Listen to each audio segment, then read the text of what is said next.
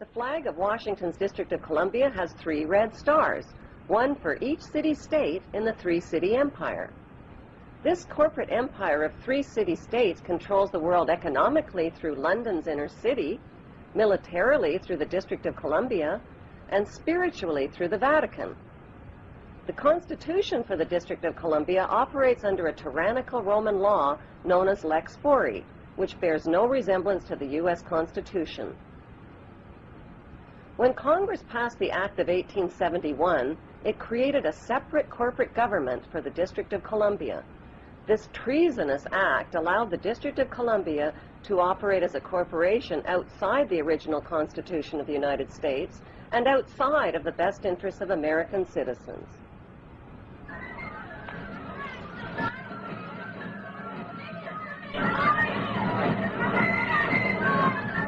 A sobering study of the signed treaties and charters between Britain and the United States exposes a shocking truth.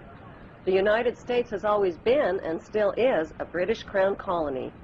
King James I was famous not for just changing the Bible into the King James Version, but for signing the first Charter of Virginia in 1606. That charter granted America's British forefathers a license to settle and colonize America. The charter also guaranteed that future kings and queens of England would have sovereign authority over all the citizens and colonized land in America stolen from the Indians. After America declared its independence from Great Britain, the Treaty of 1783 was signed. That treaty specifically identifies the King of England as the Prince of the United States and contradicts the belief that America won the War of Independence. Although King George III of England gave up most of his claims over his American colonies, he kept his right to continue receiving payment for his business venture of colonizing America. If America had really won the War of Independence, they would never have agreed to pay debts and reparations to the King of England. When Congress passed the 13th Amendment to the Constitution, the U.S. President was made subservient to the King of England. The 13th Amendment is called the Title of Nobility Amendment and forbids U.S. presidents and their officials from using royal titles like king or prince or baron. For some mysterious reason, the 13th Amendment, which was ratified in 1810, no longer appears on current copies of the Constitution. America's blood-soaked War of Independence against the British bankrupted America and turned its citizens into permanent debt slaves of the king. In the War of 1812, the British torched and burned to the ground the White House and all U.S. government buildings and destroyed ratification records of the U.S. Constitution. 1 century later, a corrupt U.S. Congress committed the biggest theft in world history. They passed Paul Warburg's Federal Reserve Act in 1913, handing over America's gold and silver reserves and total control of America's economy to the Rothschild banksters. Most Americans still believe that the Fed, or Federal Reserve, is the government. It is not. The Fed is a privately owned banking system whose majority Class A shareholders are the Rothschilds, Warburgs, Kuhn and Loeb, J.P. Morgan, Rockefeller, Israel Seif, and the Lehman Brothers. This private banking cartel is the Fed and is never audited and never pays taxes. They print and design America's money, which displays their symbols of an Egyptian pyramid, a Masonic all-seeing eye, and the words, "In God we trust." Who exactly is the God they trust?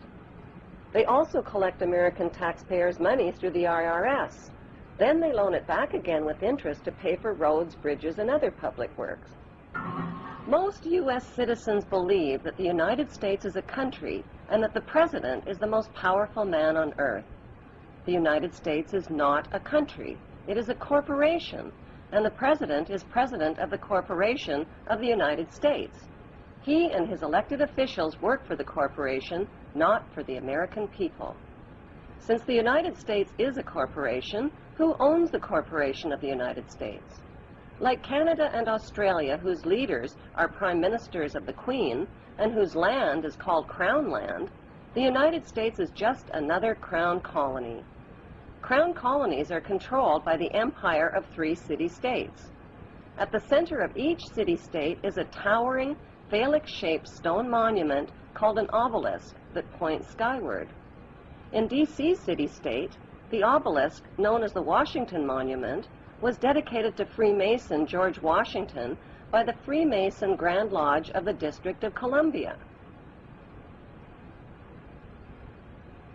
The secretive Brotherhood of Freemasons laid the Washington obelisk's cornerstone in 1848 and contributed 22 Masonic memorial stones. 250 Masonic lodges financed the Washington Monument obelisk, including the Knights Templar Masonic Order.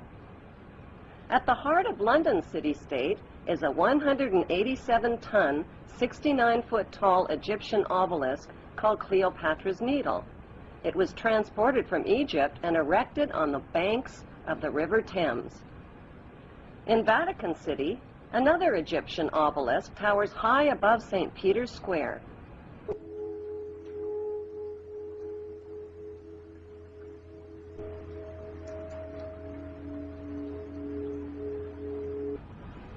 What exactly is an obelisk? Obelisks are phallic-shaped monuments honoring the pagan sun god of ancient Egypt called Amun-Ra. The spirit of this pagan god is said to reside within the obelisk. Obelisks symbolize the phallus and fertility. At the base of the obelisk is a sunwheel circle symbolizing the vagina. Together, they depict male and female sexual union.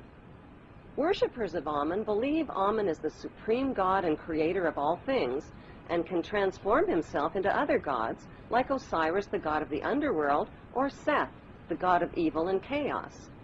Since vowels were interchangeable in the biblical Hebrew language, Amun can be spelled A-M-E-N, A-M-O-N, O-M-O-N, or A-M-U-N.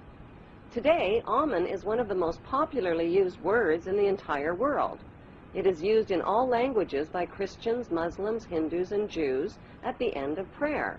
Without realizing it, people all over the world are praising Amun. The Old Testament of the Bible is the holy book of both Christians and Jews.